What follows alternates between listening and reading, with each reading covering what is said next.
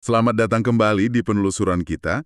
Hari ini kita bakal nyelam ke satu bab yang, relevan banget dari bukunya Carl Sagan, The Demon Haunted World. Fokus kita nih ada di bab 12, The Fine Art of Baloney Detection. Atau kalau diartiin bebas, seni halus mendeteksi omong kosong. Hahaha, omong kosong. Kedengarannya kasar ya, tapi intinya penting banget. Betul. Sumber kita ya jelas pemikiran Sagan sendiri di bab itu. Dia kayak ngasih kita seperangkat alat gitu.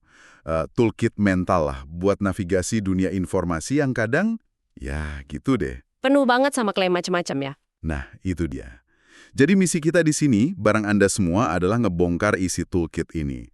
Tujuannya, biar kita semua, termasuk Anda, jadi lebih tangguh ngadepin info simpang siur, klaim aneh, pseudoscience, pokoknya segala macam baloni itu. Biar nggak gampang ketipu gitu ya. Iya. Pernah nggak sih ngerasa, ini argumen beneran ada buktinya? Apa cuma kedengeran keren aja? Atau takut kejebak mikir yang salah? Nah, ayo kita siapin bareng-bareng alatnya. Siap. Mulai dari mana nih kita? Oke, kita mulai dari akarnya dulu ya. Sagan kan sering banget nekenin soal pentingnya gabungin rasa penasaran yang gede sama skeptisisme yang kuat. Dua sisi mata uang ya. Penasaran tapi juga kritis. Persis. Dia cerita tuh, dari kecil udah belajar nanyain hal-hal yang dianggap biasa aja. Nah, kebutuhan buat skeptis ini, kata dia, yang bikin kita perlu semacam detektor omong kosong pribadi. Kenapa sih ini penting banget? Penting banget karena gini deh, kita sebagai manusia itu gampang banget salah mikir. Alamiah malah. Persepsi kita bisa nipu, kita punya bias bawaan, terus kita juga cenderung pengen percaya sama hal yang bikin nyaman atau yang kedengeran hebat. Walaupun buktinya nggak kuat ya. Nah, itu dia. Walaupun buktinya tipis banget. Ingatnya contoh Sagan soal Tuan Buckley, supir yang house science tapi malah dijejelin pseudoscience. Atau soal kita gampang banget ngelihat muka di bulan, atau di awan, atau di roti panggang. Haha, iya, sering itu. Itu nunjukin otak kita tuh emang mesin pencari pola yang hebat. Tapi kadang terlalu semangat, jadi nemu pola di tempat yang sebenarnya acak aja. Kita gampang banget nyesuain tafsiran sama apa yang udah kita percaya atau harapkan. Mesin pencari pola yang kadang kebablasan ya? Oke. Nah, karena itulah toolkit Sagan ini jadi penting. Ayo kita bedah isinya. Prinsip pertama banget yang diajuin, perlu ada konfirmasi fakta secara independen. Yap, ini vital. Jangan telan mentah-mentah klaim orang. Harus dicek silang gitu ya. Betul. Harus dicek ke sumber lain yang bisa dipercaya juga. Ini inti metode ilmiah sebenarnya. Penemuan baru di sains itu nggak langsung diterima gitu aja. Harus bisa diulang, diuji lagi sama peneliti lain, di tempat lain pakai metode yang sama atau beda. Baru kalau hasilnya sama terus, klaim itu mulai kuat ya. Iya, baru mulai dianggap valid. Tanpa konfirmasi independen, ya itu baru sebatas cerita atau dugaan aja. Oke, prinsip kedua, ini nyambung nih. Dorong adanya debat substantif mengenai bukti oleh para ahli dari berbagai sudut pandang. Nah, ini juga krusial. Jangan cuma dengerin satu pihak aja, meskipun itu suara mayoritas atau yang paling kencang. Kenapa debatnya penting? Karena sains itu maju lewat adu bukti dan argumen, bukan voting. Justru pandangan yang beda, yang nantang, itu penting banget buat ngetes seberapa kuat suatu argumen. Lewat debat, kita bisa nemuin kelemahan, bias, atau mungkin ada cara baca data yang lain. Ini nyambung ke poin ketiga, yang mungkin buat sebagian orang agak aneh. Argumen dari otoritas punya bobot kecil.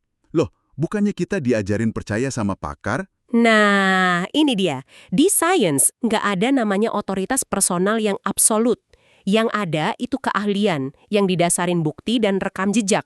Tapi sehebat apapun ilmuwan, dia tetap bisa salah. Oh gitu. Iya, pendapatnya harus tetap diuji pakai bukti. Sama kayak pendapat orang lain. Sejarah sains udah penuh contoh kok, tokoh besar yang ternyata keliru. Ingat Newton, fisikanya dianggap hukum alam berabad-abad. Iya. Datang Einstein, nunjukin batasannya pakai teori relativitas. Jadi intinya, bukan siapa yang ngomong, tapi apa buktinya. Jadi hormat sama keahlian oke, tapi nggak berarti nerima gitu aja ya. Tepat, harus tetap kritis. Ini soal kerendahan hati intelektual juga sih, ngakuin kalau siapa aja bisa salah. Menarik. Prinsip keempat sekarang. Ajukan lebih dari satu hipotesis. Jangan keburu jatuh cinta sama penjelasan pertama yang kepikiran. Wah, ini strategi jitu banget. Namanya kerennya multiple working hypothesis. Jadi, daripada cuma pegang satu penjelasan favorit, coba pikirin beberapa kemungkinan penjelasan lain yang masuk akal buat fenomena yang sama. Terus diapain hipotesis-hipotesis itu? Nah, abis itu, pikirin cara buat ngetes dan nyanggah masing-masing. Hipotesis yang paling tahan banting dari usaha penyanggahan paling keras, itu yang paling mungkin benar. Kayak seleksi alam buat ide gitulah. Ada contohnya nggak? Ada. Contoh klasik itu SETI, pencarian sinyal alien. Pas astronom nemu sinyal radio aneh, mereka nggak langsung, wah alien nih. Nggak langsung heboh gitu ya? Enggak, mereka mikirin banyak kemungkinan lain dulu. Jangan-jangan gangguan alat di bumi, atau satelit kita sendiri, atau fenomena langit yang baru kita tahu. Hipotesis alien itu jadi pilihan terakhir kalau semua penjelasan biasa udah bisa disingkirin. Masuk akal, masuk akal. Jadi 4 ini ya, konfirmasi independen, debat terbuka, skeptis sama otoritas, dan multiple hipotesis. Ini fondasi berpikir kritis ala Sagan. Tapi ada tapinya. ya, selain fondasi ini, Sagan juga ngasih kita kayak peta jebakan gitu. Namanya kekeliruan logika atau logical fallacies. Ini sering banget bikin kita kesasar mikirnya. Betul. Mengenali ini penting banget biar nggak gampang kejebak.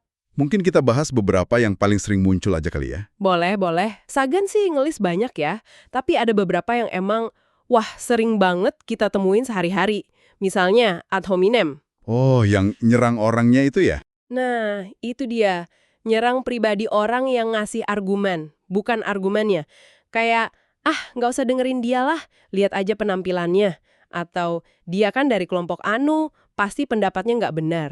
Fokusnya jadi dialihin dari isi omongan ke orangnya. Sering banget itu di medsos atau debat kusir. Terus ada lagi strawman, orang-orangan sawah. Itu gimana? Kalau strawman itu, kita sengaja menyederhanakan atau malah melintir argumen lawan jadi versi yang lebih gampang diserang. Kayak karikatur gitu. Terus kita serang deh karikatur itu. Seolah-olah udah ngebantah argumen aslinya. Contohnya gimana tuh? Misal, ada yang usul aturan lingkungan lebih ketat. Terus lawannya bilang, oh jadi kamu mau ekonomi kita hancur dan balik ke zaman batu gitu. Kan argumen aslinya nggak gitu, tapi versi yang dipelintir ini lebih gampang diserang. Iya. Itu juga sering banget.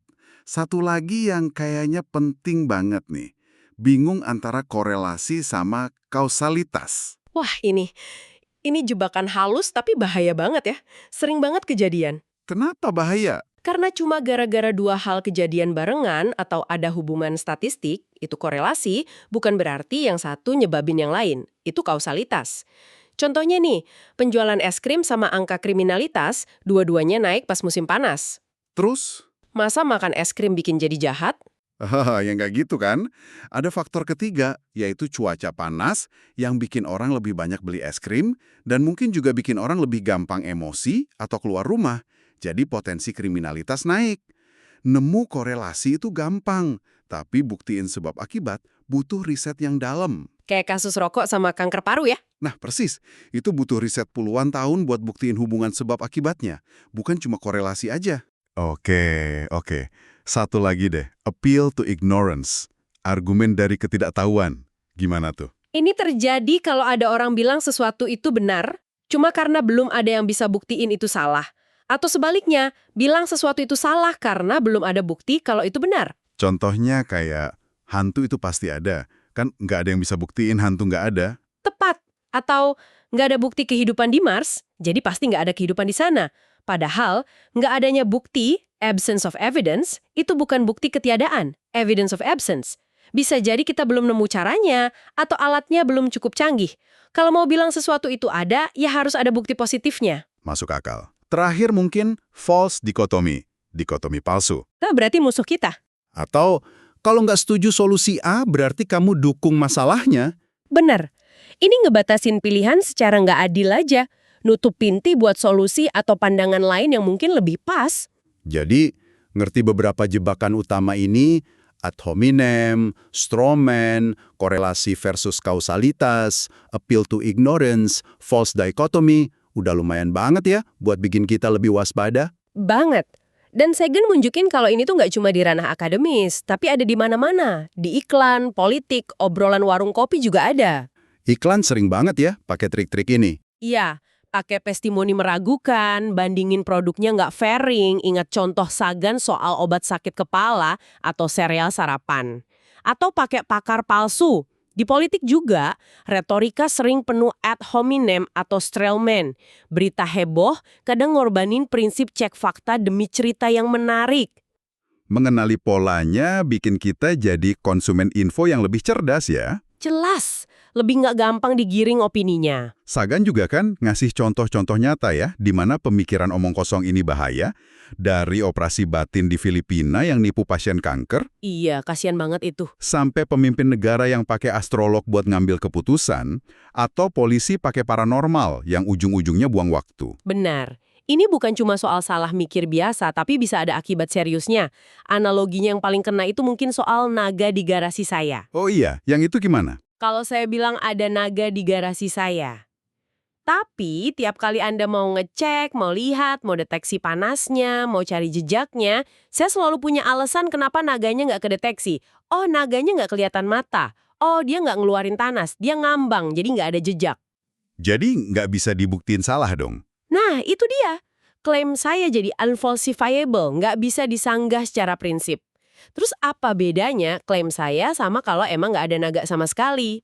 Klaim kayak gini yang nggak bisa diuji itu di luar ranah sains. Yang kita pelajari bukan soal naganya, tapi soal cara pikir saya yang ngeles terus. Oke, paham. Jadi punya toolkit ini bukan buat bikin kita jadi orang sinis yang nolak semua hal ya? Justru bukan buat jadi sinis atau hilang rasa takjub, tapi buat bantu kita ngarahin rasa penasaran ke hal-hal yang ada dasarnya, yang ada buktinya. Buat misahin mana klaim isi, mana klaim kosong. Biar bisa bikin keputusan yang lebih bijak pada akhirnya. Tepat, cek kata Sagan, mendingan kebenaran yang kadang pahit daripada ilusi yang enak tapi nipu. Lalu, artinya apa nih buat Anda semua yang dengerin dalam hidup sehari-hari? Punya alat deteksi omong kosong ini kan bukan cuma buat ilmuwan ya. Oh jelas bukan. Ini keterampilan hidup yang penting banget, apalagi di zaman sekarang, banjir informasi gini. Jadi, relevan buat siapa aja ya. Buat siapa aja. Pas Anda baca berita online, milih mau beli apa, dengerin janji politisi, bahkan pas ngobrol sama teman atau keluarga. Kuncinya itu nemuin keseimbangan yang Sagan selalu bilang. Keseimbangan antara apa dan apa? Antara pikiran terbuka sama ide baru, bahkan yang kedengeran aneh sekalipun, dan sikap skeptis yang nuntut bukti kuat buat semua klaim, mau itu baru atau lama. Jadi, jangan terlalu gampang percaya, tapi jangan juga terlalu kaku nolak ide baru ya. Persis, kalau terlalu terbuka tanpa skeptis, ya gampang ketipu. Kalau terlalu skeptis tanpa terbuka, kita bisa nolak kemajuan atau ide bagus cuma karena belum biasa. Dua-duanya perlu jalan bareng. Keseimbangan itu penting banget. Keterbukaan sama skeptisisme jalan bareng.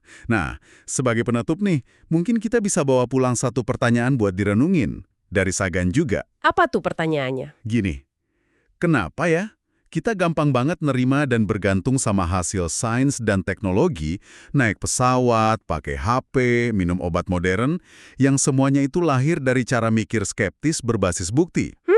Iya juga ya. Tapi di saat yang sama, di banyak urusan lain dalam hidup, kita malah sering nolak atau nggak peduli sama cara mikir itu.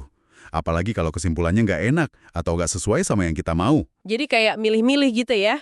Ngambil enaknya aja tapi nolak prosesnya. Nah, kayak gitu. Gimana kita bisa memilah-milah sains? Ngambil manfaatnya, tapi nolak metodenya pas lagi nggak nyaman. Ini pertanyaan penting buat kita semua renungkan. Pertanyaan yang dalam. Oke deh, terima kasih banyak sudah menyimak penelusuran kita kali ini. Sampai ketemu lagi di kesempatan berikutnya.